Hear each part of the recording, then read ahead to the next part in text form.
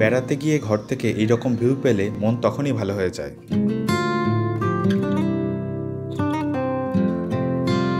তারপর যখন বারান্দায় দাঁড়ালাম তখন মনে হলো পুরো 2 দিন এখানে বসেই কাটিয়ে দিই। অজস্র গাছপালা, পাখির কনসার্ট, মেঘ বৃষ্টির ব্যস্ততা আর সুইট অ্যাঙ্গেলে রেনক মনেস্ট্রি।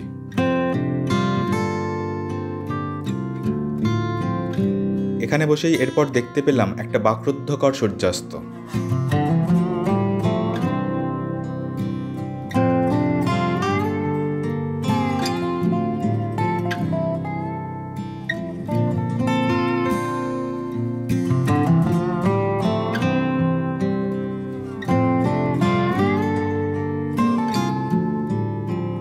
প্রতিটি মুহূর্তেই কিছু হয়ে চলেছে, কিন্তু প্রাপ্তির তালিকায় আরও অনেক কিছু ছিল।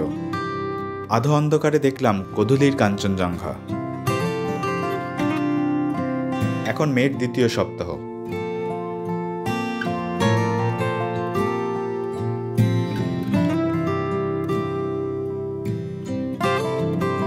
আমি উঠেছি জামিয়াং রিট্রিটে। বড় সুন্দর ঘর, ততটাই বড় বারান্দা। ঘরের ভিতরে সবই দামি আসবাবপত্র। একধারে আছে স্টাডি টেবিল, ওয়ার্ড্রোব আর সেলফ। ইলেকট্রিক কেটেল, স্টিলের জাগ, চা কফির সরঞ্জাম, এমনকি কাপও ভালো মানের মনে হলো। বাথরুম ফিটিংসও ভালো মানের, আর বাথরুমের জানালাও ভিউ দেখাতে ছাড়েনি।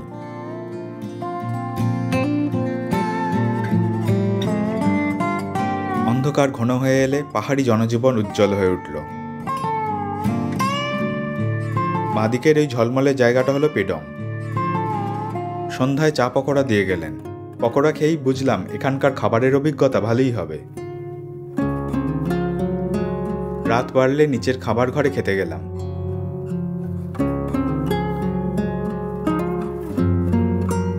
সুন্দর বাসনপত্রে একে একে খাবার পরিবেশন করলেন।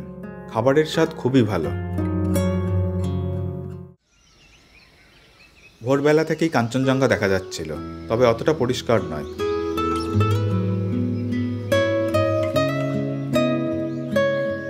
চারদিকের প্রাকৃতিক শোভা এইরকমই আশা করেছিলাম।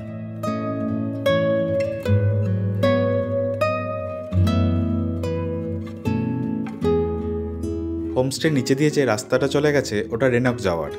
ঘুরপথ বলে তেমন একটা গাড়ি যাতায়াত করে না, কিন্তু খুব সুন্দর রাস্তা। জঙ্গলের মধ্যে দিয়ে নির্জন পথ। হোমস্টের বাগানে এলাম। এখান থেকেও কাঞ্চনজঙ্ঘা দেখা যায়। इन्हीं होमस्टे होस्ट सोनम भूटिया। गाय का खाना जब फरेड नहीं होता गर्म पानी भी दे देते हैं यहाँ से।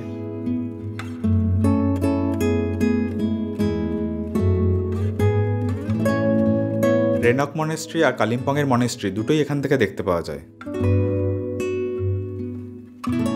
এরপর আমরা ঘুরতে বেরোলাম। লুসিংটার যাচ্ছি। 10-15 মিনিটের মতো হাঁটা পথ। গাড়িতে কিছুটা এগোনো যেত, কিন্তু তাতে এই পথের সৌন্দর্য পেতাম না।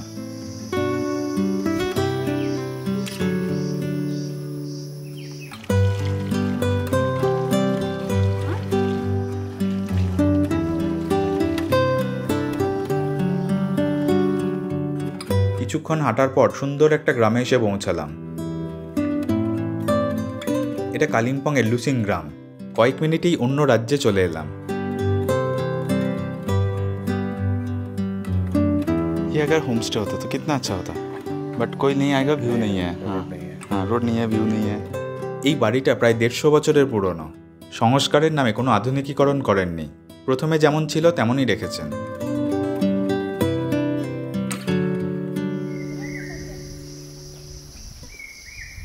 কিছুটা যেতে পাইনের জঙ্গল পড়ল।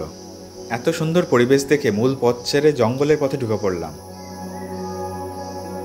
এখানে গাছের আড়ালে আছে আরেকটা প্রাচীন অট্টালিকা। এই বাড়িটা আরো প্রাচীন, আরো সুন্দর মনে হলো। পাথর, মাটি আর কাঠ দিয়ে তৈরি। এখন এখানে কেউ থাকেন না, পুরো বাড়ি হয়ে গেছে।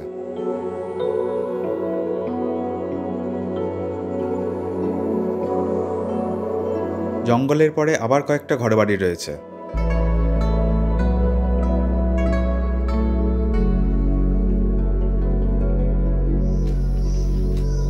রঙিন বাড়ির চারিদিকে কৃষি জমি আর সুন্দর মানুষজন। फुल त्यसै त फुल्दैन, माटाको सारा नभई आँसु त्यसै त झर्दैन कसैको यादमा। फुल टिप्नु पाप होइन, ओइरेको पाप। গ্রামের কিছুটা দূরে দূরে এইরকম এক দুটো সুন্দর বাড়ি রয়েছে।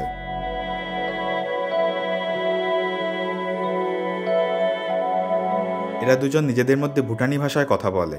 সামতেন তো ভুটানি ছাড়া অন্য কোনো ভাষাও জানে না।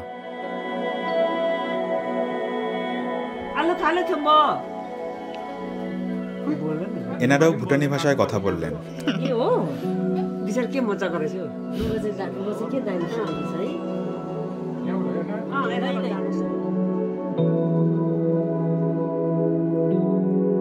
এরপর লুসিংটারে পৌঁছালাম। টার মানে খোলা জায়গা, প্রচুর গাছপালা, ছায়া, দার্চক পতাকা আর ঘাসের কার্পেট।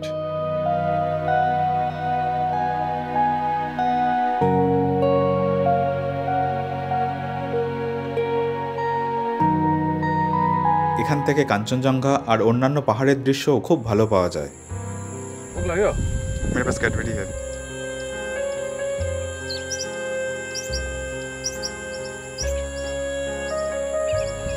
यहाँ पे लगा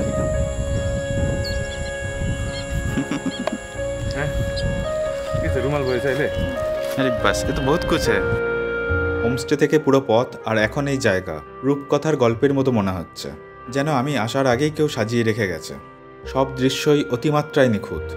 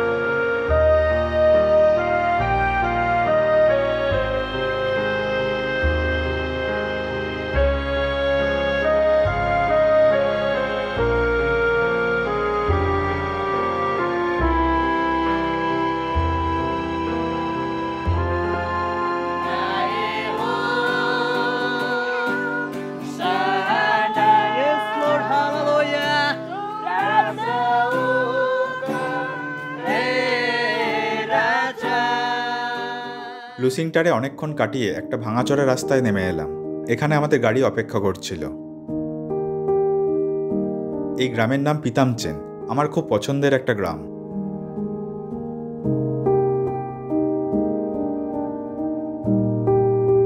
কিছুক্ষণ পর পিচ রাস্তায় উঠলাম। আমি গাড়ি নিয়েছি সাইমন রায়ের কাছ থেকে। কালিম্পং আর সিকিমে উনি গাড়ির ব্যবস্থা করে থাকেন। কাগে গ্রামে ওনার খুব ভালো একটা হোমস্টে আছে।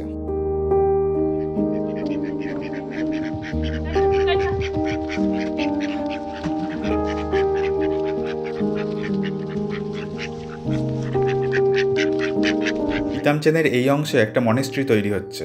এখন শুধু চোরতেনগুলো তৈরি হয়েছে।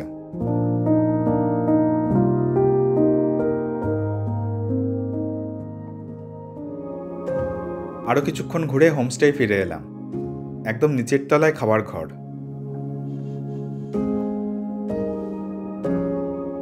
দুপুরে হোমস্টের নির্ধারিত মেনুর সাথে আমি ছুটপির তরকারি চেয়েছিলাম। এর জন্য আলাদা টাকা দিতে হয়েছে। মেনু কার্ডে অনেক রকমের খাবার দেখলাম। কয়েক রকম ভুটানি আর তিব্বতীয় পদও আছে। আমি রাত্রে হোমস্টের মেনুর বাইরে অন্য কিছু অর্ডার করলাম। এই বিল্ডিংয়েই বাড়ির সদস্যরা থাকেন। সোনামজি সরকারি ইঞ্জিনিয়ার আর ওনার বাবা শিক্ষক। ধনী পরিবারের হোমস্টে, তাই এত বিলাসবহুল। হোমস্টের 6টি ঘর থেকে কাঞ্চনজঙ্ঘা দেখা যায়। কিছু ঘর থেকে জঙ্গলের ভিউ, আর কয়েকটা ঘরে তেমন কোনো ভিউ নেই, কিন্তু প্রতিটি ঘরই একই রকম সুন্দর আর সুযোগ সুবিধাযুক্ত। এই রকম ঘরে থাকা খাওয়া নিয়ে মাথাপিছু খরচ মাত্র 1200 টাকা। শুধুমাত্র ওপরের তলায় এই খরচ মাথাপিছু 1400 টাকা। হোমস্টেতে ওয়াইফাই, গিজার, পাওয়ার ব্যাকআপ, গাড়ি পার্কিংয়ের ব্যবস্থা আছে। আমি ওপরের তলায় আছি। গানা শোনাও, গানা গানা শোনাও, গানা গীত সং।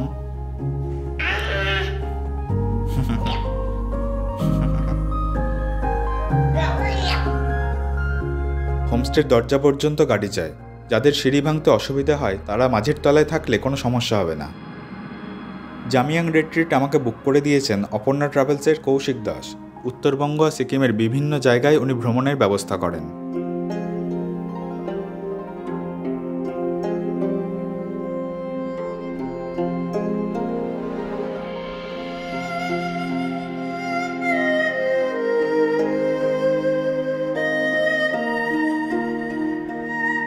ওনাদের পুজোর ঘরে এলাম। ভিতরটা কোনো মনেস্ট্রির মতোই, তাই সবসময় এখানে আসা যায় না।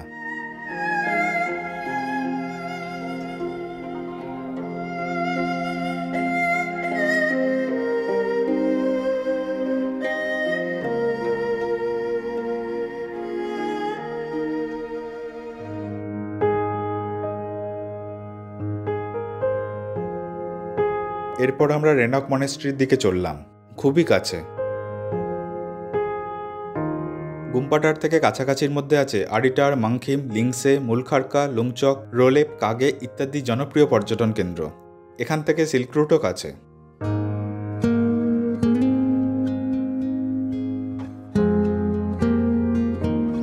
মনেস্ট্রির মূল উপাসনাগৃহ বন্ধ আছে, কিন্তু অন্য এক জায়গায় প্রার্থনা হচ্ছে।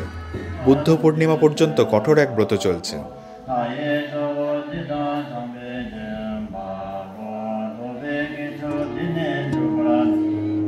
মনেস্ট্রির ধারে একটা বাড়িতে মন্ত্রের আওয়াজ শুনে ওইদিকে গেলাম।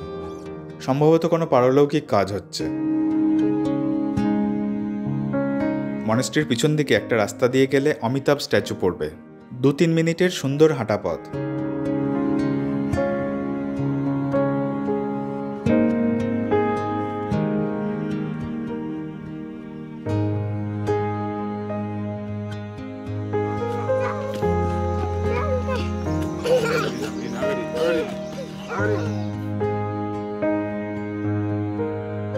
আগে এই বাড়িঘরগুলো ছিল না, তখন গাছপালার মধ্যে এই মূর্তি খুব সুন্দর লাগতো।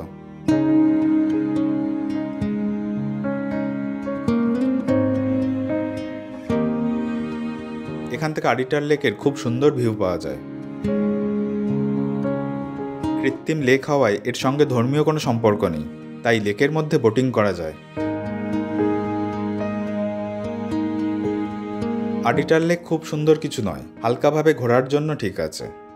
লেকের ধারে ছোট ছোট খাওয়ার জায়গা আছে, থাকার জায়গাও আছে। 5-6 মিনিট দূরে একটা ভিউ পয়েন্টে এলাম। এখান পর্যন্ত কোনো রকমে গাড়ি যায়, তারপর হাঁটতে হয়। 8-9 তলার মতো সিঁড়ি দিয়ে উঠলাম। ভিউ পয়েন্টের কাজ এখনো সম্পূর্ণ হয়নি।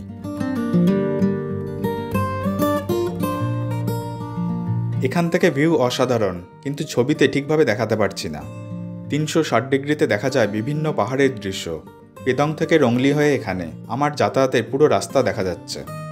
আরেকদিকে মাংখিম, লুংচুক আর সিল্ক রুটের বিভিন্ন গ্রাম। এত ভালো দৃশ্য আশা করিনি।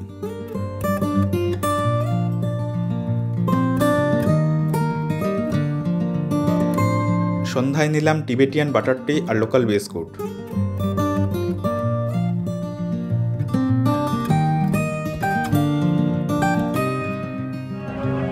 পাশের গ্রামে বাইকার্সদের অনুষ্ঠান হচ্ছে, সন্ধ্যায় সেখানে গেলাম।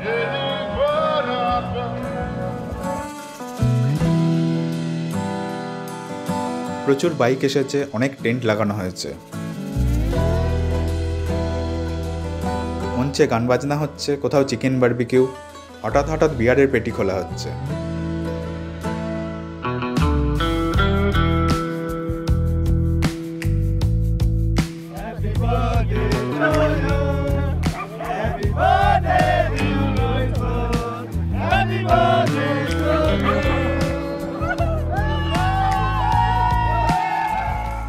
এটা বাড়ির নিজস্ব রান্নাঘর আর খাওয়ার ঘর। পুরনো আর আধুনিক দুরকম উনুনেই রান্নার ব্যবস্থা আছে।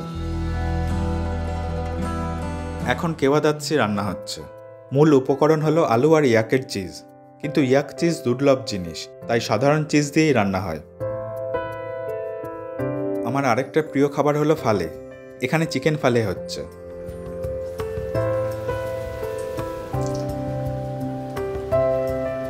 পর্কের এই পদের নাম সেকাম্ফা। আমি আগে কখনো খাইনি, খুবই ভালো লাগলো খেয়ে।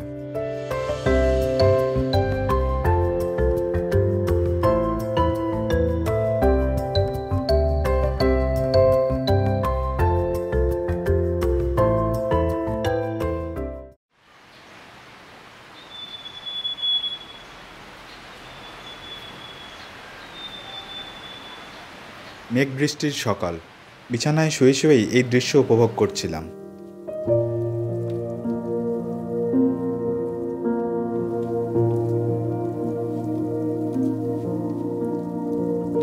কিছুক্ষণ পরে কফি বানিয়ে বারান্দায় এলাম।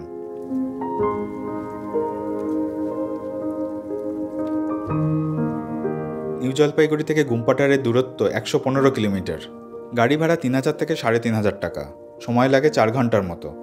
শিলিগুড়ির এসএনটি বাস স্ট্যান্ডের সামনে থেকে শেয়ার গাড়ি পাওয়া যায়, 400 টাকা ভাড়া। এটা ওনাদের ব্যক্তিগত বসার ঘর। দেশ বিদেশের সংগ্রহ আছে, আমার কোনো মিউজিয়াম মনে হচ্ছিল।